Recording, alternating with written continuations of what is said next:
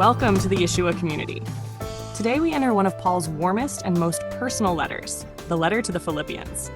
This letter contains joy in the midst of suffering, loyalty between teacher and congregation, and some of the strongest statements about Yeshua in the entire Pauline tradition. Philippians was sent to the congregation in Philippi, a city in the eastern part of the Roman Empire, in the region of Macedonia. Today the site is located in northern Greece. Philippi was not an insignificant town. It was a Roman colony shaped by military veterans, Roman administration, and strong loyalty to the empire. The city had a clear political identity. Roman power and Roman honor were visible in its streets. This background matters. When Paul writes to believers in such a city and says that their true citizenship is in heaven, this is not just religious language. It is an alternative statement of loyalty. He writes to people living in a colony of Rome, yet tells them that their deepest belonging lies elsewhere. Philippi also holds a special place in Paul's story. According to the book of Acts, Paul came there after a vision of a man from Macedonia calling for help. There he met Lydia, a businesswoman who became an early supporter. Later, Paul was imprisoned in the city. Whether one reads Acts as exact history or theological narrative, the tradition shows that the relationship between Paul and Philippi was seen as close and important. The letter to the Philippians stands apart from several other Pauline letters. There is less conflict here than in Corinthians, less sharp polemic than in Galatians, less systematic argument than in Romans. The tone is warm, grateful, and personal. Paul writes as a man in chains, yet the letter is filled with joy. That alone is striking. Most scholars date the letter to a period when Paul was imprisoned, often around the years 60 to 62 if the imprisonment was in Rome. Others suggest Ephesus or Caesarea. What matters most is that Paul writes as a restricted man, perhaps uncertain about his future, yet not broken. He is physically bound, but inwardly free. But the most remarkable feature of Philippians is not the geography or the mood. It is the Christology. It is the way Yeshua is presented.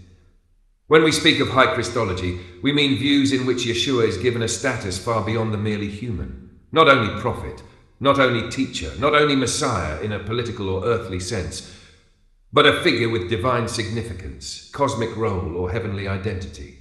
In Philippians, we find one of the clearest examples in the entire New Testament, the hymn in chapter 2. Paul urges the congregation toward humility and unity. Then he points to Yeshua as the model. But the way he does it is dramatic.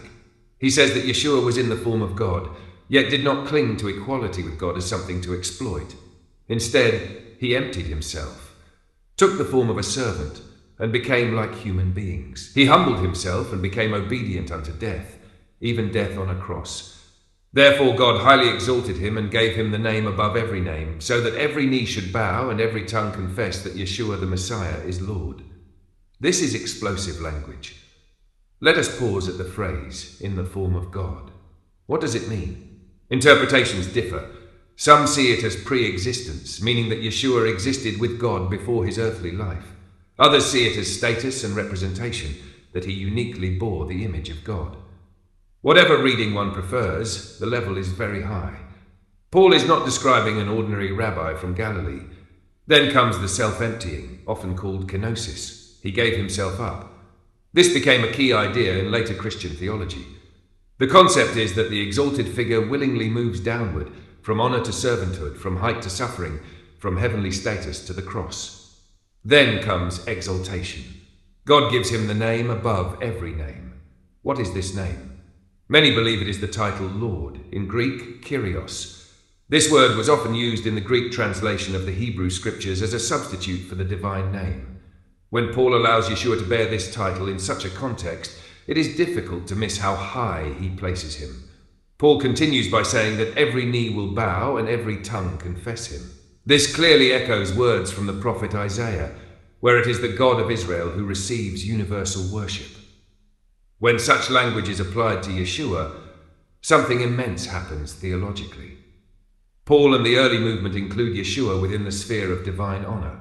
We should be precise here. This does not necessarily mean that Paul had already developed the later church doctrine of the Trinity in full form. That came later and used different categories. But it does mean that already in Paul we find a very high understanding of Yeshua. He is not merely sent by God. In some sense, he shares in God's honor, God's name, or God's functional status. That is why Philippians is so important in debates about how belief in Yeshua developed. Some argue that the divinizing of Yeshua came late, but this text is early, very early. If the hymn already existed before Paul quoted it, then the ideas are earlier still. There is also a Jewish background here.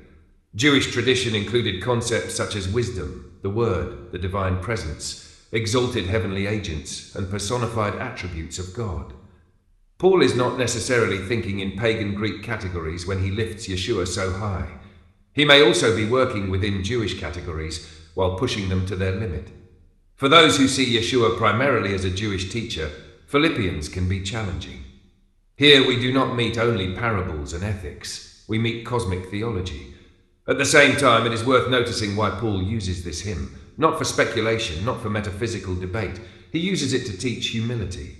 His point is simple. If the exalted Yeshua chose the path of service, how can you fight for status? That is typical Paul. High theology becomes practical ethics. The letter also contains other strong statements. Paul says that for him to live is Messiah, and to die is gain. He desires to depart and be with Messiah. This shows how central Yeshua had become in Paul's inner life. Not only teacher, not only example, but the center of hope, identity, and future.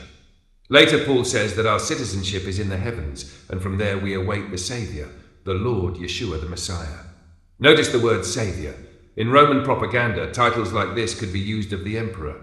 Paul gives them to Yeshua. Again, we see an alternative lordship. In Philippi, a Roman colony, this would have carried force. Caesar was praised as Lord. Paul points to another Lord. The empire demanded honor. Paul bows the knee to a crucified Jew. Perhaps that is the most radical feature of the letter. Not only that Yeshua is exalted, but what kind of exalted figure he is. He did not triumph through legions. He triumphed through self-giving love. He did not rise by crushing others, but by serving. This challenges both ancient and modern ideas of power. So how should we understand Paul here? If one reads historically and critically, one sees an early movement in which Yeshua quickly received an extraordinary status. If one reads theologically, one sees the revelation of God's character through self-sacrificial love.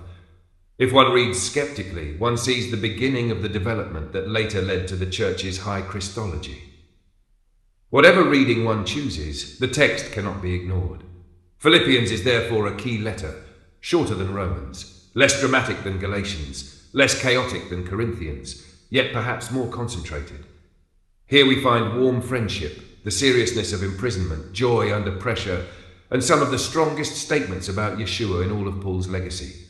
For some, this is inspiring. For others, problematic. For everyone, it is important.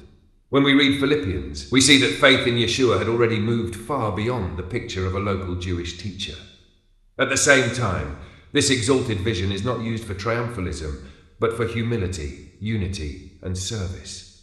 Perhaps that is the deepest irony of the text. The higher Yeshua is lifted, the more strongly his downward path is emphasized. And perhaps that is why this hymn still moves people today. Please share this channel with others who seek knowledge, nuance, and deeper understanding. Thank you for listening to the Yeshua community.